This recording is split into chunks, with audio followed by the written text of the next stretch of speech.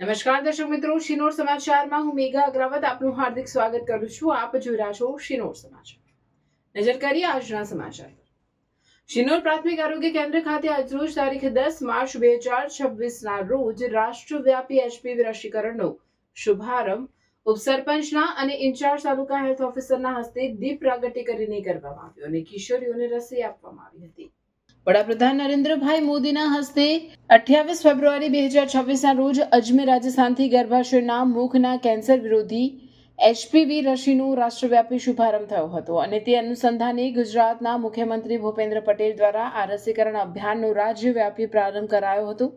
ભારતમાં સર્વાઇકલ કેન્સરની સ્થિતિ ગંભીર છે અને મહિલાઓમાં ગર્ભાશયના મુખના કેન્સર તમામ નોંધાતા કેન્સરમાં બીજા સ્થાને છે.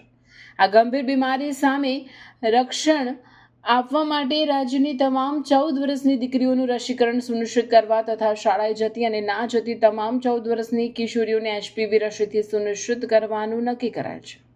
આજરોજ શિનોર પ્રાથમિક આરોગ્ય કેન્દ્ર ખાતે શિનોરના ઉપસરપંચ નીતિન ખત્રી અને incharge taluka health officer doctor Jignesh Vasava દ્વારા દીપ પ્રાગટ્ય કરીને શુભારંભ કરવામાં આવ્યો હતો. આ પ્રસંગે આરોગ્યનો તમામ સ્ટાફ સેવામાં હાજર રહ્યો હતો. હાજર કિશોરીઓનું રસીકરણ થયેલ તમામ કિશોરીઓને અડધો કલાક ઓબ્ઝર્વમાં રાખી પ્રમાણપત્ર આપવામાં આવેલ છે. સ્ટાફ તથા આશા વર્કરોની મહેનતના કારણે આજે કુલ 41 કિશોરીઓને રસીકરણ કરવામાં આવેલ છે. રિપોર્ટર સંજય ખત્રી, શિનોર સમાચાર ન્યૂઝ, શિનોર. આજ રોજ શિનોર પ્રાથમિક આરોગ્ય કેન્દ્રમાં એચપીવી રસીકરણનું ઉદ્ઘાટન કરવામાં આવ્યું, જેમાં ગામના ડેપ્યુટી સરપંચ નીતિનભાઈ ખત્રી હાજર રહ્યા. તેમની ઉપસ્થિતિમાં અને ગામના લોકોની ઉપસ્થિતિમાં આજરોજ એનું ઉદ્ઘાટન કરવામાં આવ્યું, જેમાં એચપીવી રસીકરણનો શુભારંભ કરવામાં આવ્યો છે.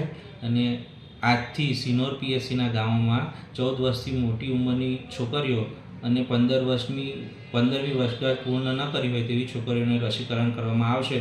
તો તમામ 14 વર્ષથી 15 વર્ષની છોકરીઓ તથા તેના વાલીઓ આ રસીકરણ અભિયાનમાં ઉત્સાહભેર ભાગ લે અને બધાને રસીકરણ કરાવે તેવી અપેક્ષા છે. આ રસીથી એચપીવી વાયરસને કારણે થતું ગર્ભાશયના મુખનું કેન્સર સામે છોકરીઓને રક્ષણ મળશે.